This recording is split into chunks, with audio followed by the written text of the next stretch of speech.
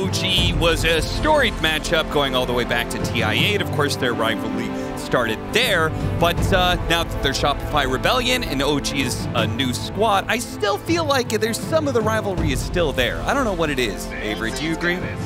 I'll tell you what it is. What is it? It's NA Europe, baby. There ain't nothing else about it. The ironic thing is this Shopify team is kind of just European anyway. I don't know what you're talking about, Avery. That's a North American team if I've ever seen one. Yeehaw. Yes. Yeehaw! I'm just saying, there was once upon a time where this Shopify support duo used to play under the OG banner. Yep. So this is a true tale of revenge. A decade in the making. Half a decade in the making. That's why there's beef. You don't want to look like the worst version of your present self relative to your past self. Yeah, that's true. And this OG squad, they are kind of the new kids on the block. And they have done very well in the past. Their recent form, I mean, nothing really comes back to, you know, that one major. I mean, all their stand-ins, they look so good. But unfortunately, they have just not been able to quite reclaim that. I feel like OG is definitely not the best team in this group stage. They've not looked overly dominant, but yeah. BZM has looked dominant. Yes, that's exactly where I was leading to. I was like, this may not be the best team, but the best player might be on this team. And the stats back it up. He is actually pretty much the best player at this tournament in terms of the damage for everything, metrics-wise. So I'm looking for BZM to, again, have a good game and for OG to play around that. I think Puck is a hero he can, again, pop off in terms of just getting the right clicks in with Witchblade and scaling into the late game. You know he's going to play this hero like an Exort Invoker or something. And that's what I think the role dictates for. Because I don't think you want to put all your eggs on this Terrorblade, especially when Shopify have a lot of tools that can kite you out in those later game fights. Yeah, I mean, not just kite you out, but also outright kill you, right? They've got a ton of magic damage up against the Terrorblade. And they're just going to trade bottom off Caustic. Oh, that is Saberlight dying first. Crit. Let's see if he can get the return kill. Yuragi juking backwards. Crit follows him, though. Really good read. He's got another bushwhack and should be able to get the kill as a result. So they do trade 1-for-1, but ultimately OG walked away with first blood gold. I think Yuragi almost rather die there and come back than play that lane on no HP. You want to continue to abuse Sand on the early levels as much as you can. If you can ever kill him or prevent the heavy stacks from getting up, even just forcing Crit to play on this lane before Sandstorm points come out is going to do some economic damage. Early level 2, as soon as Shopify get it, they immediately pounce and try and go for the kill. But Taiga did a really good job using his attack speed to kill that Tombstone. And Will barely managed to get away from all of that. Now he has his level 2 as well, so he can play a little bit more aggressive without punishment. I was talking about this Dark Willow yesterday for OG. Now they're going to bust it out. This does look like a pretty decent Dark Willow game. Taiga, oh, the Shadow Realm change. Got to be careful of that Fade time. Yep. But I don't know, if we go late with this Dark Willow, we get some Moon Shard Ags action going. You get the Tombstone kill, you shred Arteezy on this Phantom Assassin. That sounds pretty good to me. That's going to require a lot of items. You're going to need an MKB on top of that. You're not picking Dark Willow for the early game, I'll tell you that much. Pick this hero for the mid and late. When BKB start to go down, the clock starts ticking. The Dark Fairy shows up, sends you into the Nether Realm, quite literally. That's when he shines. No, she sends herself into the Nether Realm. Well, I mean, you can join her there. There's room. There's room for everybody in the Shadow Realm. Always enough despair to go around in Dota 2. That is true. Oh, Crit is getting smacked on the bottom end. This is the problem with Sand King in the current meta. Like, we're seeing DM get zoned by an Undying, but this is an Undying PA lane. There's almost no melee offlaner, let alone a lot of rangers that are going to do well here. Yep. Terrorblade Ench is an okay lane, but it's not nearly as destructive as this, and you're still seeing the Sand King get zoned off more CS than DM is. Like, Crit is doing his best to keep Saberlight in this lane, but it's just not enough. The hero just doesn't trade that well early. And now you have a second meta up. I don't feel like they got a lot out of this period where that meta was on cooldown. And you're just getting run down with the Warpine. Yeah, it's still going for it. In fact, the last impetus, Saberlight did have some wand charges. And the Warpine is out of mana, but still, this is just terrible. I mean, it's a hero that you pretty much have to go up against a safe lane that has no offensive capability. Because I feel like the only way you win your lane as Sand King is Caustic Finale. Right? Or you get the Sandstorm there AFK. But Chu's just holding on the double sentry down there, and Saberlight didn't even offer those Sandstorm points. So this is going to be a precarious offlane for Saberlight, at least in this early phase. And maybe you get some stacks up for him, but you're also playing with that mid Bat Rider who wants him regardless. And man, this Warpine is just doing work. This is the second one to come off that camp. Those things are deadly, man. They also, are. The downside of playing into this edge is you want to stack this big camp for Sand King, but you're giving him extra big creeps. It's a very double-edged sword, or should I say, the double-edged centaur. Hit him with another seed shot. Saberlight. Oh, okay. He thought he was fine underneath that Sandstorm, but the Sentry does catch him ever so barely. And Crit, he's going to be in some trouble as well, while Taiga is going to potentially fall in the top lane as he gets the Shadow Realm off, barely. Crit also survives, so both the 4 positions managed to stay up, but the offlaner of Shopify Rebellion, Saberlight, dies again. Sand King continues to suffer, and Shopify Rebellion may be wondering why they chose to pick this hero in the first place. Because it was down to the wire and there wasn't much left in the pool. You compare this hero to something like a Doombringer that's going to always reliably get to that early Vanguard, while Saberlight here is struggling to get to that Vanguard. There's just a huge difference. It also affects Crit's game, because he can't leave this offlane Sand King alone as much as he would want to, and normally make those rotations, perhaps to top to just overwhelm this lane, maybe to mid if BZM messes up a orb. You don't have that option here. So you have to make the Sand King pay off later. He can. In the ultra late game, this hero is pretty terrifying with the talents. You know, you get some Sandstorm Blind. That's a level 25, but you'll eventually get there. Sandstorm Blind. Oh, boy. That's a good talent. I don't know how you're hating on this talent right now. Yeah, it's a good talent, but this hero has a bunch of AoE magic damage, and one pipe pretty much kills all of that damage. That's why you got to play for the 25 talent. Look, if I'm picking Sand King, I'm telling my team, hey, just get to 25. Do whatever you got to do. Build a Midas or something. You think that's their answer to Dark Willow? Taiga's over there like, guys, I'm playing for the late game, the level 25, and Saberlight's like, I'm going to do the same, guys. That's one way to match it. Oh, this Dark Willow thinks she's going to get to Moonshard Hag. So yeah, but what if she's in the Sandstorm? She can't hit. Exactly. Useless. Countered. Incredible. It's going to have to change his build. Maybe you just don't go Moonshard. Maybe you go utility. Dare I say it. Saberlight, probably dead again. Goes for the sentry kill. He gets it, and he disappears into the Sandstorm. Oh, that was a close call. Clutch by him to be able to pull that off in time, but he's stuck here. His lane still sucks. 0-3 already. You don't want to add a 4th to this. Iragi is waiting. Timer's ticking. Oh, did you? Sneak it away. Gets a vision on him, though. 5 seconds is 5 too many. I mean, he burned a raindrop charge. That's about as much. What more can you ask for? Economic. You could ask for an offlaner that doesn't lose lane super hard and scales better. Nah. that doesn't sound fun. You want a little challenge in your life? Why are all the fun heroes in Dota trash? You ever notice that? Yeah. Like Sand King, Centaur. That's it. Blink Stunners suck right now. Lion. At the off lane. I'll add Lion to that list. That hero's garbage. Lion. Oh, God. Well, someday. That contest. I don't know if this is what you wanted to be contesting, but he contested it. Yeah, he added some extra farm to that hard camp stack. Very nice of Chu. Remember, this is the farm priority Shopify's going to give. They're going to give it to Mikey on this bat. They're not going to give it to the Sand King to catch up. I think it's the right call anyway. I don't think Saberlight deserves these stacks, for lack of a better word. So you're going to have to rely on... Wait, why make it about Saberlight? I don't think Sand King deserves this stack. Well, who asked for Sand King? You think Arteezy asked for his offlaner to play Sand King? There's no way.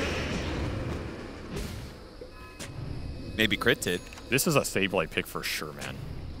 I tell you 100%. This guy loves these types of Blink Stunners. His favorite hero's Axe. Yeah.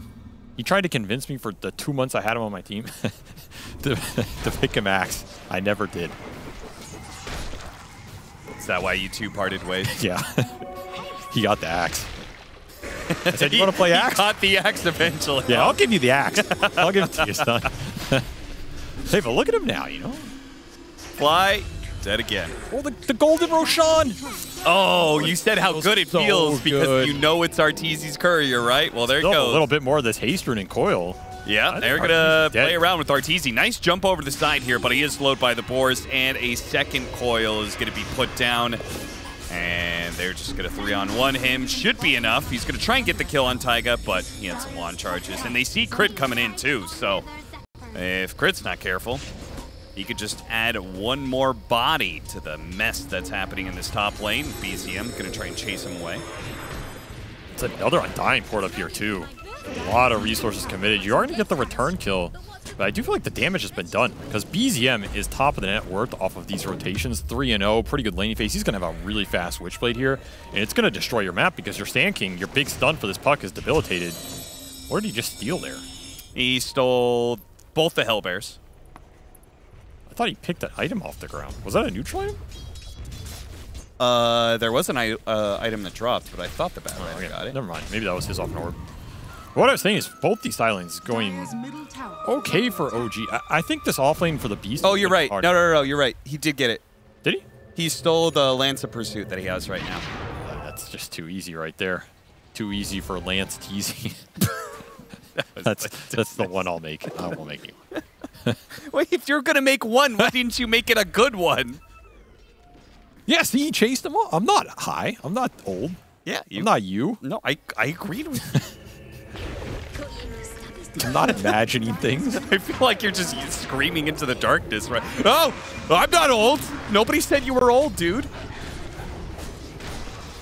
Here's that beast cut. This is after they haven't even secured top tier 1. So they're just forcing this. And Saberlight walked out of his level 4 Sandstorm here.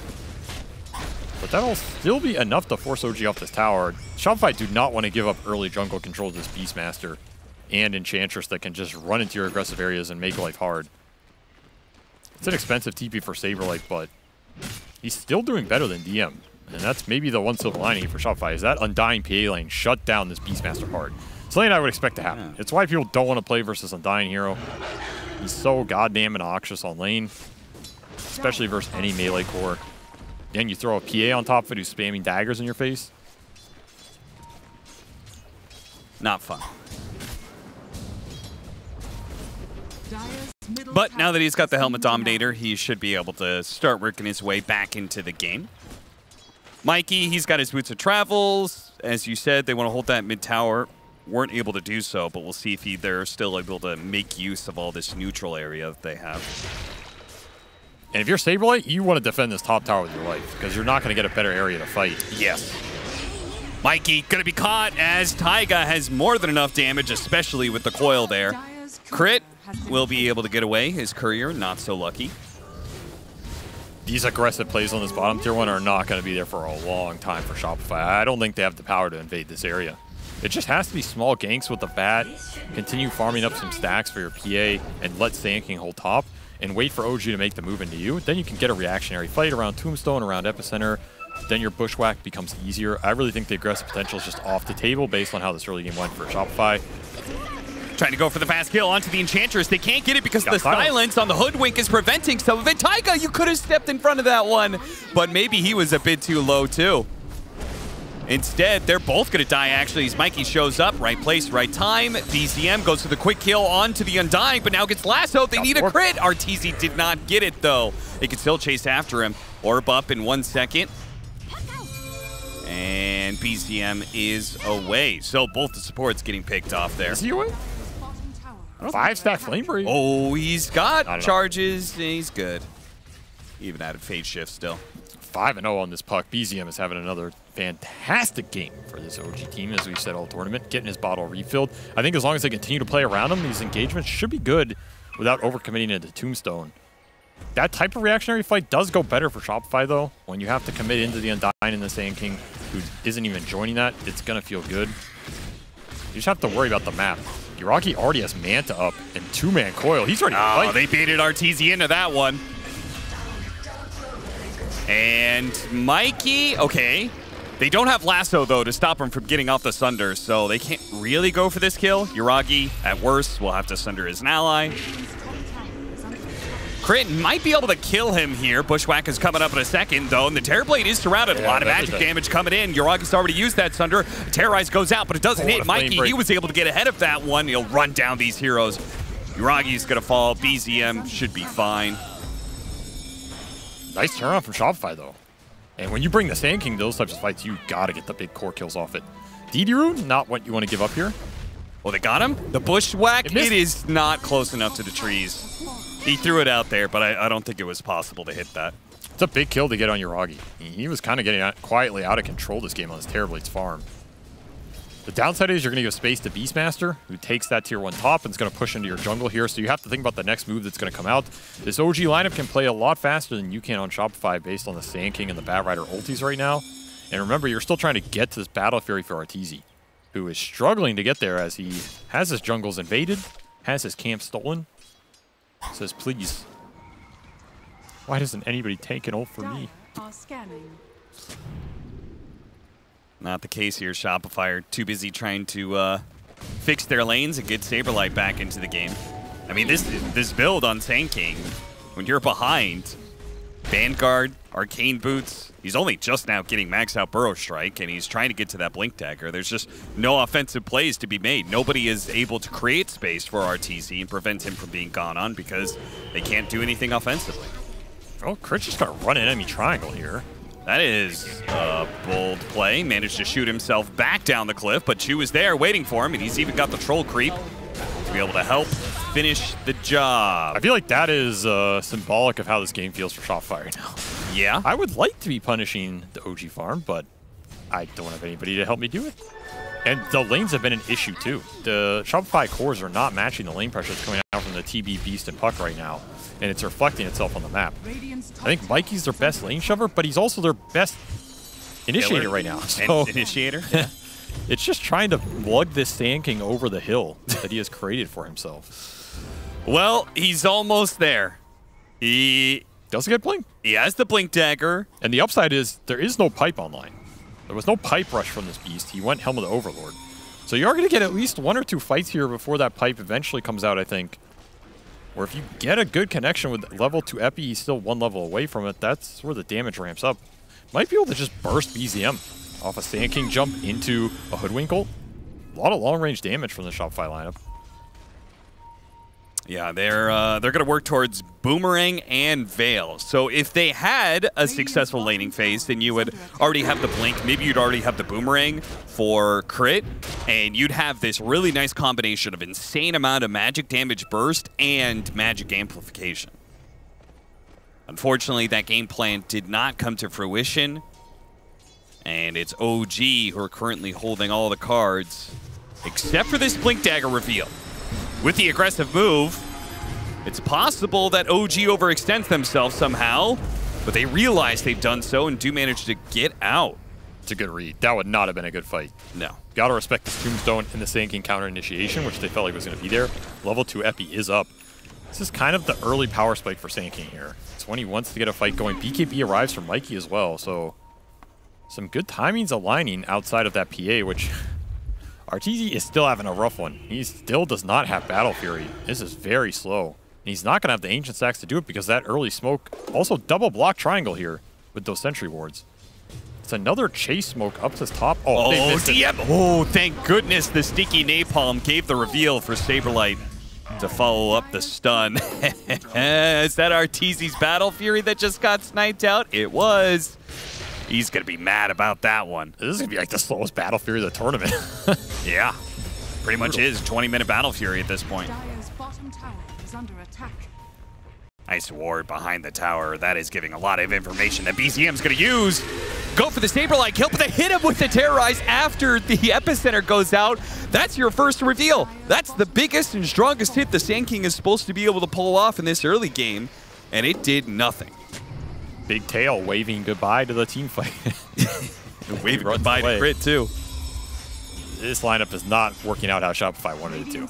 And neither is the Sand King pick. It just felt very slow. Well, I feel like those are one and the same statements. Maybe. It's not working out because the Sand King isn't working. Yeah, but I feel like the other problem is this Battle Fury on PA is so delayed. You don't have any tempo off the PA lane win either. P is a hero that can join some of these fights and give you the extra damage with Sand King just going in and tanking with Vanguard. But not when you get your Courier sniped 2 or 3 times and your Ancients blocked 2 or 3 times. And guys, come on. It's a time for that. I love this. Little extra play. Oh, okay. He was going to block the hard camp, and then I think he thought about maybe blocking the Ancients instead, but it is blocked, so.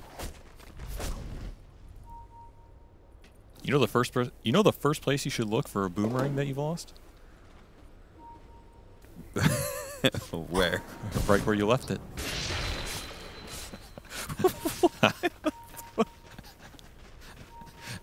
I mean, you're talking about the boomerang. The boomerang is coming soon. Yeah. That's some big damage. All right, well. It wasn't a good joke? I thought it was a good joke. Ooh, Hurricane through look the at bramble. that. I love Hit you that. later, zombie man. Hurricane push him back through the brambles. That's a nice combo. That's like the Mars Willow combo. You can spear him through the brambles. Yeah. This is the poor man spear, the Hurricane. And now you're just opened up Roshan with this Helm of the Overlord timing. You have meta up. You're ready to take a... Oh, you don't have meta up, but you're almost at Scotty. This is still a really strong fight. Oh, Epicenter going in! A lot of damage, but there's no follow-up. Where's the follow-up? The shot comes in. Finally, they do have a little bit of flame break damage. The Thunder goes off, but it wasn't really for that much. If Mikey could get to Uragi, he'd be able to get that kill, but he's so slowed down. The enchant hit him. He didn't want to use his BKB for that. He gets the lasso onto the puck, but again, no follow-up disables, and Arteezy is just not getting the crits either. And now the Coil trying to turn around with this double damage puck. The Terrorize to try and get him out of the coil is going to be able to force Arteezy away. Wasn't enough to kill crit, though. Oh, he got that blink off. Okay. I didn't think he'd get it off the Firefly. And teams will just trade offlaners and run away. Kind of surprised that didn't go a little worse for OG off that 3-van Epicenter stun. But I guess double damage puck is just dissuading Mikey from committing to the engagement. 2-man, but you're still hitting Shu on the side. Again, no pipe for this fight. This is where the Sand King can shine and give you that engagement with the front line. There's just no follow-up. Look at the pink dot. Arteezy's too far away. And the worst part is he could have waited on that initiation. Yeah, Granted, he had time. He doesn't know what the Roshan HP is, but Now you're just giving it to OG after a fight where they didn't have meta, and BZM is still slaying you on the backside. Mikey may have to use that BKB charge finally. He didn't use it. He's going to tank the Curse Crown and try and keep going. Finally forced to pop it. OG say, great, that's what we wanted. There's no lasso here. This puck's invincible. And that's how BZM's just playing so aggressive. 6-0 and 0-6. The sign of the 2/3 beast. As he continues to ramp up the damage. He's playing like a beast right now, that's for sure. They don't have great answers to puck as this game continues, honestly. Because eventually he will get to probably Lincoln Sphere timing. And I'm not sure how you deal with that easy. Yeah, I was a little bit surprised he didn't go for it earlier, but he's going to complete the Kaya Sanj. Also, something to note that happened in that fight is he got dragged out of the bushwhack. Oh, yeah. You have to kind of be careful about the Firefly in these fights with the tree cut and pulling people out of these stuns. Don't have that great a follow-up. If you lead with a Burrow Strike or you lead with a lasso, you need to chain it properly, and there's very limited chain on Shopify's side. And that interaction goes both ways, right? Bushwhack ruins lasso, and lasso ruins bushwhack. Sounds accurate. Fairly certain it works that way. Hawk behind the tower. Saberlight TP's in and trying to defend the tier 2. He's going to be able to Burrow Strike backwards, but the coil. BZM here to collect yet another scalp. He is just racking them up. BZM show continues from yesterday, right where he left off. An encore performance for the mid laner of OG. And OG, thanks to that, well, why not hit the high ground at this point? Is an early high ground for a Terrorblade lineup. Yeah. You do have the Beast to supplement the auras here. Alpha Wolf as well. There's a lot of bonus damage on this Terrorblade. This is a really strong timing that Arteezy's just not ready to fight into. He does not have BKB ready. Also, only level 2 Tombstone, opting to go for that Decay build. Punishes you a little bit on these fights. You'll find a little Enchantress lingering. But I think that's all you're getting here. Hey, just to be clear, production, was that a bug?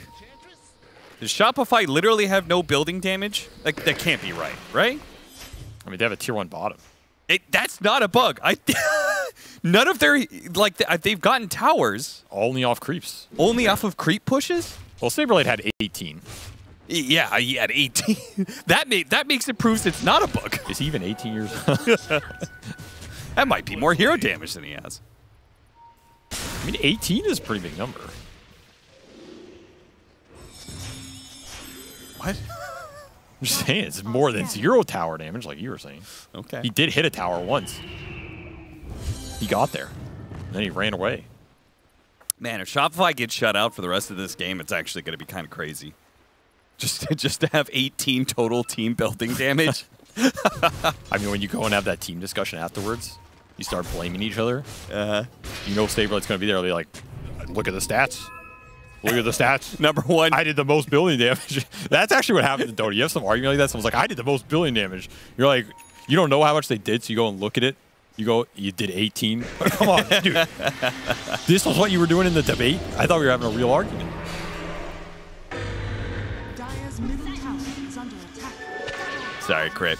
We're just watching Shopify Rebellion heroes getting picked off around the map because you could see from their positioning on the minimap right now, they are just full-on rat mode.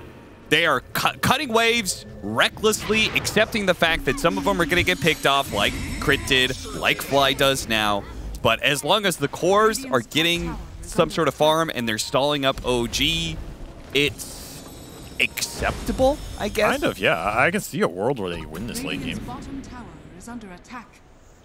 Because they can burst down the Terrorblade off the bat in the late game scenarios. There's no hard save for OG. Yeah. If you take a fight like that, it's pretty good.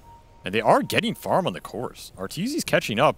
Mikey is still very farm on this bat. We've seen the net worth lead. It's only 4K. That's what it was probably 5-6 minutes ago.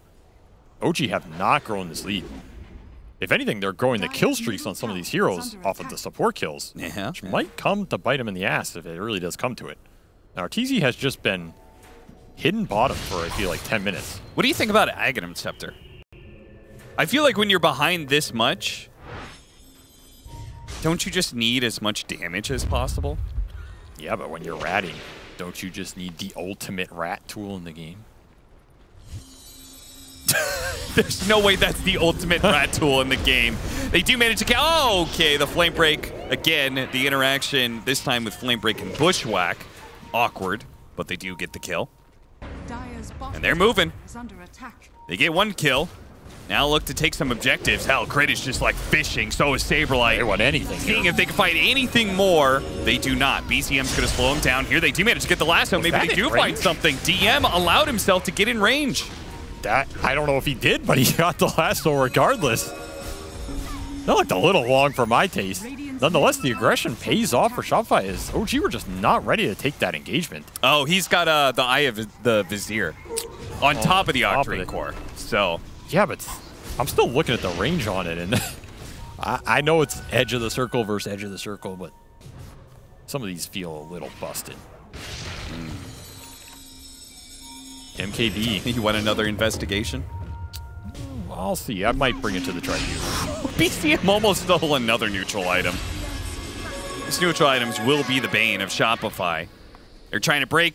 Where's Arteezy? You could see this blur difference. It's massive, man. You just can't find him. Yeah, like you are in range of him in nighttime vision, but the blur still does not pop. I mean, Arteezy can't find his camps this game because they've all been sentry blocked, but you can't find him, so it evens out. BCM's like, wait, there's 1 melee creep. What happened? Yeah, he knows he's down here. He keeps pinging it. He really wants to kick Arthur out of this bottom lane. He's been here way too long. I love how intensive music. What? Yeah. Dire's bottom tower is under Never heard that Euro one before. dubstep. I've never heard it to that strong. I love how Oh, they got him. The game is he up. does have BKB TP, but then again, DM has Primal Roar, so DM, he's going to hold off for a couple seconds, then use it now. And the BKB will wear out, so he's still not able to TP out. He's going to go for the kill on Taiga. Does manage to get that before he eventually succumbs to BZM, who gets a godlike spree. Dire's Space bottom created. tower is under Big attack. space. I mean, they're taking top tower, I think, right now, so. again, Shopify are not falling behind in net worth in this game. Yeah, weren't they up by like Radiant's top tower has fallen. a lot more than this? In fact, the win percentage has gone down for OG in the last 10 minutes here. Technically, according to the Dota AI, they are losing this game at a considerable pace. Yeah, 70-30 to now pretty much a 50-50 game. That's wild. Every time BZM gets a kill, they are pushing themselves farther away from victory, apparently. Interesting to think about. Okay, so man up. Look at 1v3 man up Arteez. He's too good. that's what Kezu's saying in the green room right now. Kezu is a big Artor fan. Radiant's top tower. 7. I see. Even he knows. Like, I got him 1v3, boys. Okay, so if you are OG, I'm not sure if they fully understand the. I mean, they probably don't feel like it's become a 50-50 game. But let's say they did know. Oh, they actually get the catch on a DN here, a fast kill. Okay, what now? Insta-buy. Oh, yeah, the instant buy with the beautiful Terrorize. That's going to be able to hit a couple. The Tombstone's out. They got to address that, but they will be able to do so. Saberlight's going to fall. They get 2 out of this. What more? Oh, a double damage. Fly actually turned around for a beat. He gets caught up by the roar. He'll eventually fall. Arteezy needs an out. No BKB. Mikey, can you give it to him? No. Arteezy is going to die as well. Okay, 4 dead on the side of Shopify, and all of a sudden, OG is fully back in control of the game once again. Mikey, very smart, does go to cut their creep wave, though, slowing down the push from OG. That is very nice. I think they're just going to go Roche.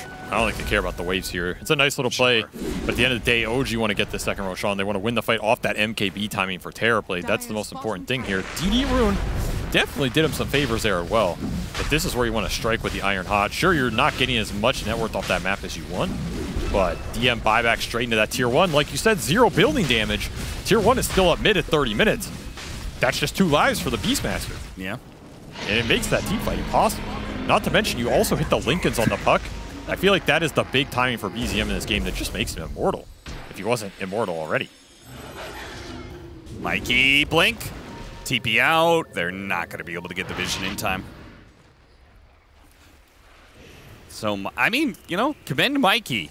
These games where it feels like you're just getting stomped in team fights, finding the opportunities to get around the map and cut waves, especially after a team fight like this one, what a beautiful Terrorize. This Terrorize is so nice because Shopify want to anchor the fight around the Tombstone, around that Sandstorm. Not only does this kick Sand out of that Sandstorm, it gives them time to just kill Tomb for free.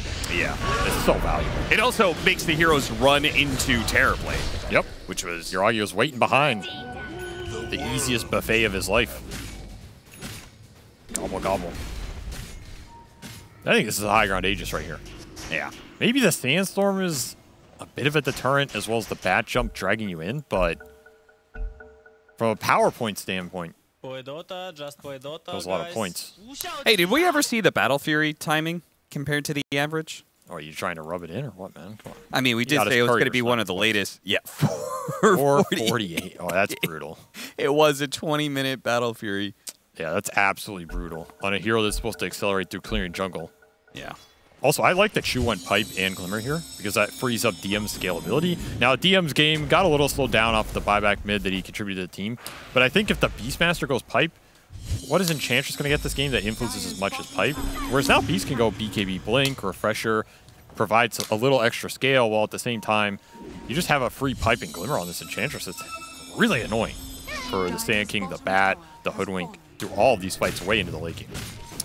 It's kind of cool. BZM went for the often neglected level 20 talent with the Breaking the Coil, probably because he has the Terrorize of the Dark Willow.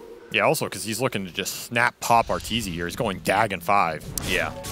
Also, the way he's scaling up, he's going to get that level 25 pretty quickly, so that makes that 20 talent way more effective. I'm not sure I usually see BZM go Dagon like this. Maybe he's just feeling it. Wants to up those damage stats even more. It's one way to do it. Certainly. It is good versus PA. The second your BKB runs out, you just get zapped for half your HP. Yes, Spell Amp built in. Dire's top tower is under attack. Dagon 2. Coming for you. Did Arteezy's courier get sniped again, or where's? Oh, never mind. He's got his eggs. Dire's top barracks are under attack. He should actually change his courier. I'm telling you, this Golden Roshan is... It doesn't camouflage into anything. People instantly recognize it. They know it's his. Dire's top barracks Fly, are his under smoke attack. is going to break first. Okay, they spot you. He's the tankiest hero, though. Glimmer Pipe heal. It is not so easy. The Phantom Knives didn't even hit you. He actually healed through that damage, and They've now got terrorized on Arteezy our gets core. spotted and controlled. That's the fight. It's all over for Shopify. At best, they'll get some heroes out. Demon's Eel making quick work of Tombstone as well. Another nice little tool for OG to deal with what Shopify presented this game. And honestly, this game might just be over. Yeah, That Dagon zapped Arteezy into game 2. This puck has not died once. The BZM show continues. Just goes on and on and on. All right. Well, time to get as many buildings as you can here. Dire's middle tower is under attack. You're going to need some big lassos from Mikey. You have Refresher Orb up on this bat. Double lasso could make quick work of a core. You still have Aegis for 1.5 minutes on your Ragi, however. And he is the big one you want to take down. I don't think you can just lasso this puck. He's killing your backline. Yeah, between the Dagon and the Witchblade, he jumps in, hits you, Dagons you, and these supports are just dead. Mikey uses BKB, nothing comes of it. Now, he does have a refresher, so he's got a second round. Also, the Aegis is expiring, so it looks like OG are going to chill. So it's not actually GG yet, but considering the lead OG has right now. And considering BZM is continuing to terrorize you on this map, what's the puck answer? You got to insta-break this Lincolns and find him in a lasso. I think it's pretty much it. While the Dagon continues to be scaled. Dire's top barracks What was that, are Dagon under 4 attack. already? Impressive. I'll tell you one thing. If I'm a support in this game, I'm not leaving base. Protect my KDA. That way when you have the post-game argument about whose fault it was. I only died twice, guys. Oh, I don't think the supports are getting the blame in this one. Dire's top It's barracks. Considering Saberlight's 0 and 9. Dire's middle barracks are under He had a tough match. Rough one. Happens to all of us. Dire's top barracks are under attack. Honestly, and the outcomes for an off-lane sand game, though. You think this is still in the higher percentile? Yeah. Okay, there's the last one, a core. Yeah, they're going to go for a Beastmaster. Don't actually kill him that quickly, and that Burrow Struck just got totally countered by all the Lincolns. Refresh, round 2. Your Tombstone's dying. Can't even fight around it. And BCM, oh, he was almost in range. He was trying to catch crit there. And they're going for a lasso at the same time that Arteezy is distracted by the puck, so unless you're able to combine those two, never going to have a chance.